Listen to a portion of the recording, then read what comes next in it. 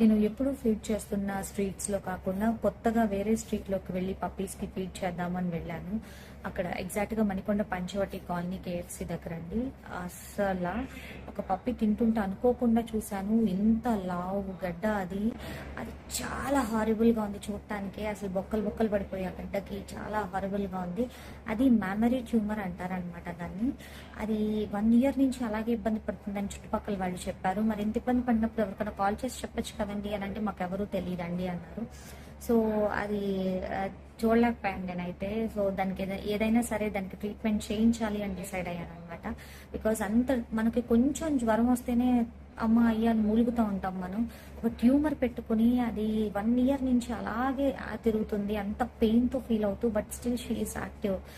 God bless. నిజంగా అది దానికి ఎట్లయినా ట్రీట్మెంట్ చేయించాలి అని నేను డిసైడ్ అయ్యాను. నెక్స్ట్ వీడియో చూడండి.